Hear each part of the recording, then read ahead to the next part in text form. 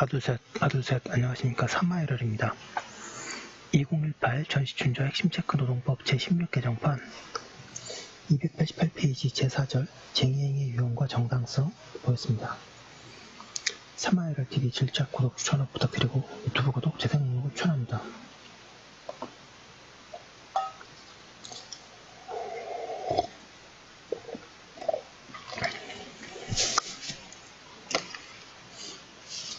제259 챕터 유형과 정당성 1번의 동행파업, 부분파업, 일부파업, 파상파업 등 전술적 방법에 관한 제한은 없다.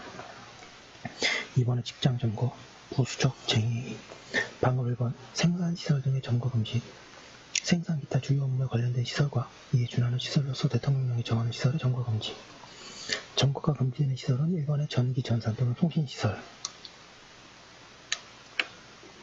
2번에 철도의 차량 또는 선로 3번에 건조, 수리 또는 정박 중인 선박 다만 선원이 당해 선박에 승선하는 경우를 제외한다. 4번에 항공기, 항공보안시설 또는 항공기 이착륙이나 여객 항로 운송을 위한 시설 5번에 화약, 폭약 등 폭발 위험이 있는 물질 또는 유독물의 보관, 저장하는 장소 6번에 기타 점거될 경우 생산 기타 주요 업무의 정지 또는 폐지를 가져오거나 공익상 중대한 위해를 초래할 우려가 있는 시설로서 고용노동부 장관이 관계 중앙행정기관의 장과 협의하여 정하는 시설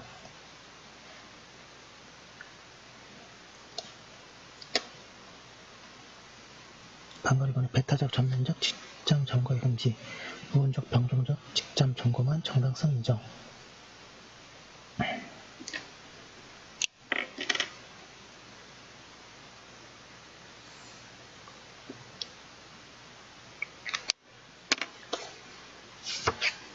3번의 사보타지 방금 1번의 적극적 사보타지 생산시설의 파괴, 원재료의 손상 등을 입히며 행하는 태역이 적극적 사보타지고요. 방금 2번의 폭로 사보타지는 사용자의 개인적 비리나 영업비리를 폭로하여 행하는 태역입니다.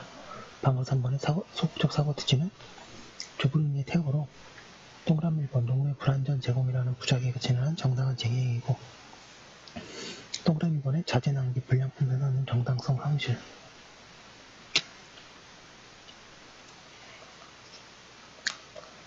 4번의 보이콧, 주로 부수적 보조적 쟁의행위로서 독립적으로도 가능 방금 1번의 1차적 보이콧은 소비자를 대상으로 하는 불매운동으로 정당한 쟁의행위이다.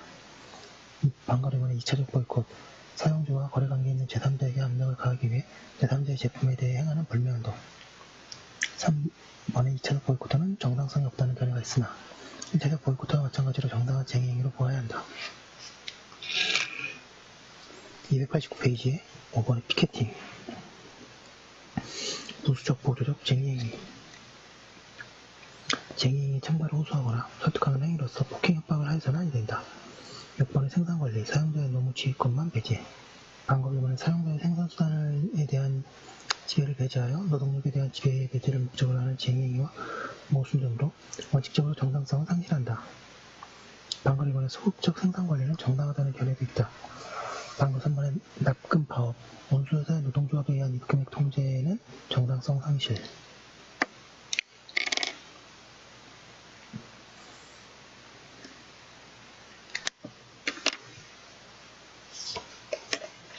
7번의 준법투쟁, 집단휴가, 재출퇴근, 시간 외 휴일 근로거부, 안전운행 등 방금 1번의 법적 평가설은 법률정상설, 준법투쟁은 쟁의행위가 아니다.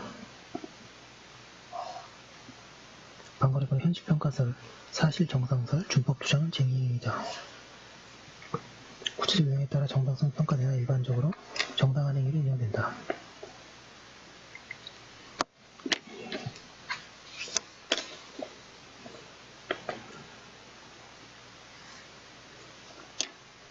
OX 지문 보도록 하겠습니다. 양갈 1번 피켓팅은 평화적 설득, 언어의 설득 범위 내에서 정당성이 인정되고 실력적 저지나 물리적 강제의 피켓팅은 정당화될 수 없다. 동그라미 양갈 2번에 쟁의인은 근로를 제공하고자 하는 다른 근로자의 정상적인 업무를 방해하는 방법으로 행할 수 있다. X 쟁의인은 그 쟁의행위와 관계없는 자 또는 근로를 제공하고자 하는 자의 출입, 조업, 기타 정상적인 업무를 방해하는 방법으로 행하여져서는 아니 된다. 양걸 3번 직장 또는 사업장 시설을 전면적 배타적으로 점거하여 조합원 이해자의 출입을 저지하는 형태의 쟁행위도 허용된다. X.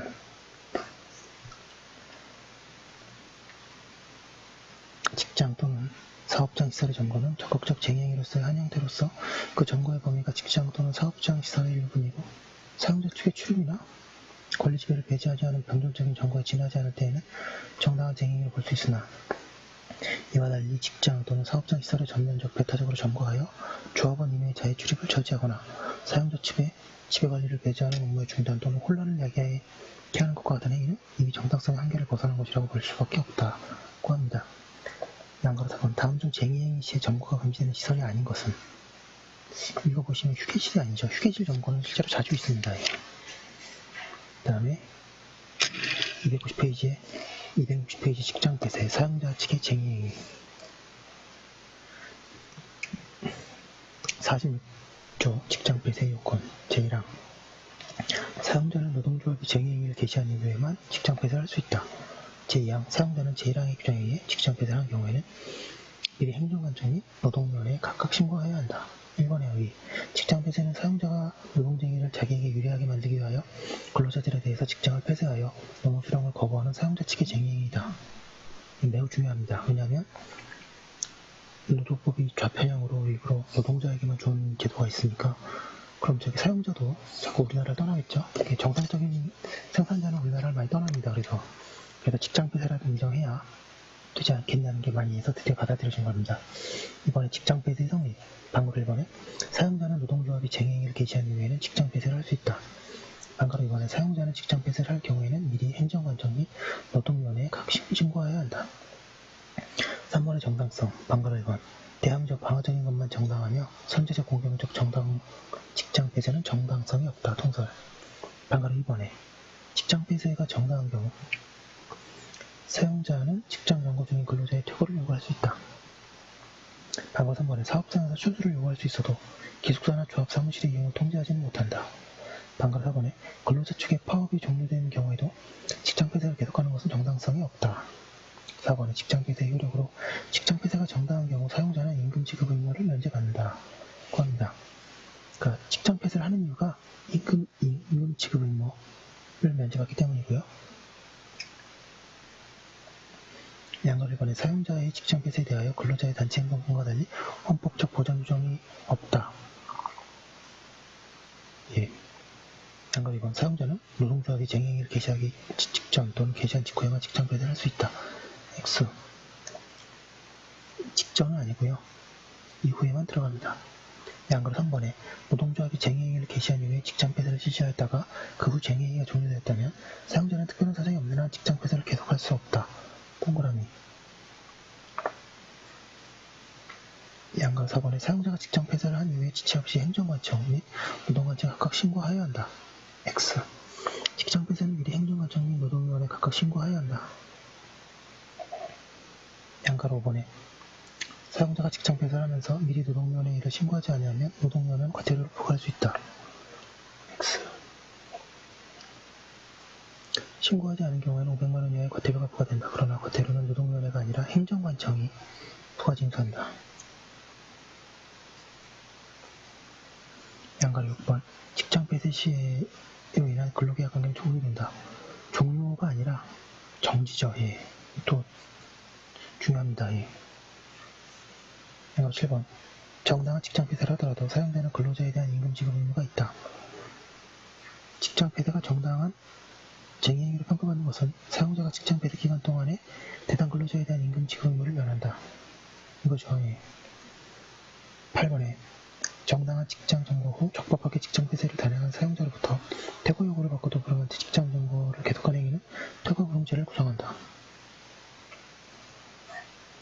양가로 9번에 정당한 직장 폐쇄의 경우 사용자는 사업장 내 노조 사무실 등의 정상적인 노조 활동이 필요한 시설, 기숙사 등 근본적인 생활기지에 대한 출입을 전면적으로 제한할 수 있다. X.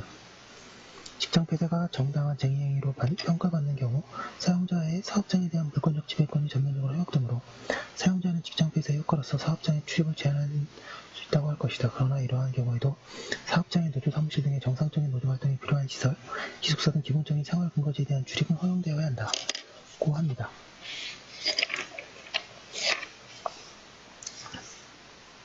여기까지 한 거 올려두고 또 개선을 하겠습니다.